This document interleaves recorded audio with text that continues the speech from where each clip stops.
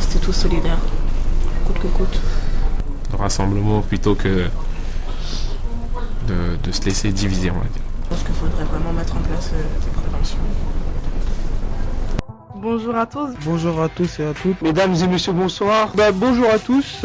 Là tu m'écoutes, c'est le son de la Dargout. Et bienvenue. Bienvenue à l'émission de la web radio de la Goutte d'Or. Je suis venu pour présenter l'émission de ce soir.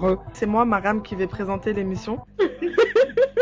On va parler sur l'emploi, les vies professionnelles. En ma présence, un groupe de jeunes gens. Et le quotidien de nos jeunes invités. Bienvenue à l'émission de la web radio de la Goutte d'Or. Espace jeune de la Goutte d'Or. La web radio de la salle.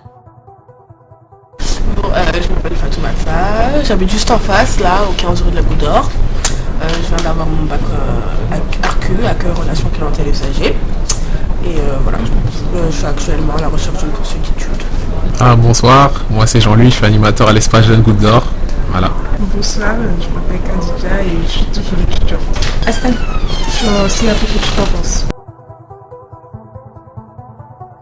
On était chez une copine, on faisait une petite soirée et on regardait la télé, on a vu ça, on a fait passer parce qu'on s'est dit c'est rien. Après on voit sur toutes les chaînes ça met. On était choqués, j'ai eu peur, je voulais pas sortir de chez ma copine.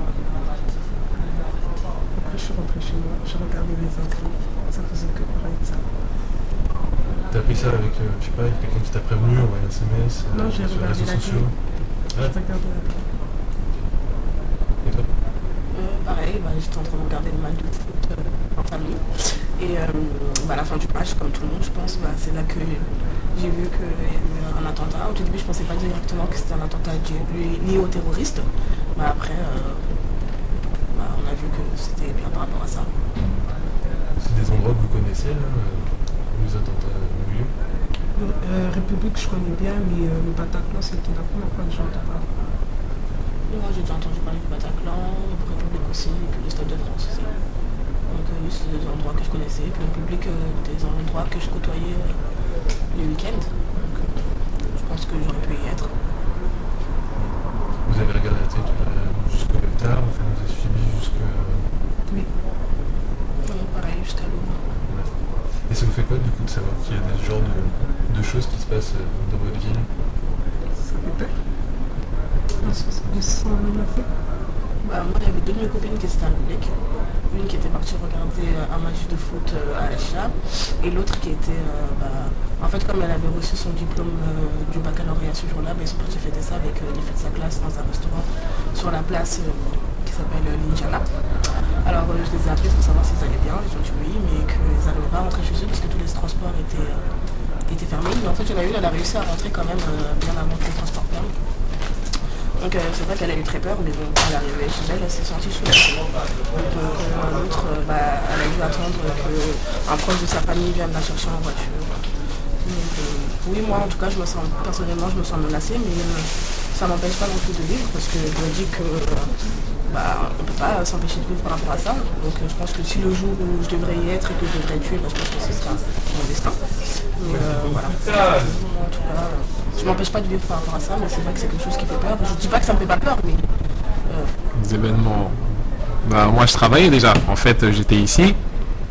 Et en fait, j'avais pas trop remarqué, je fermais l'espace jeune, tout ça. Et en gros, moi, je l'ai appris sur Twitter. En gros, j'ai les infos, je regardais, j'ai eu quelques retweets. Au début, j'ai pas pris ça au sérieux. Après, j'ai dit non, j'ai vérifié, j'ai vu, je vois écrit fusillade, tout ça. J'ai dit, oh, qu'est-ce qui se passe? Au début, je me dis, c'est un règlement de compte, parce qu'on entend parler que du truc au niveau des terrasses. Puis j'entends Bataclan, je dis, oh, là, il y a un truc sérieux, là. Et je vois des gens qui m'envoient des messages, qui m'appellent, moi, je rappelle, tout ça, je dis, qu'est-ce qui se passe? On me dit, tu regardes pas la télé. Là, en gros, je regarde, je vois que c'est vraiment sérieux. Moi aussi, je commence à envoyer des messages parce que j'ai des amis qui passent toujours plus vendredi soir, enfin le week-end. En gros, j'ai des amis qui sont un peu par là-bas, entre République, et Bastille, et Brexaben, tout le coin.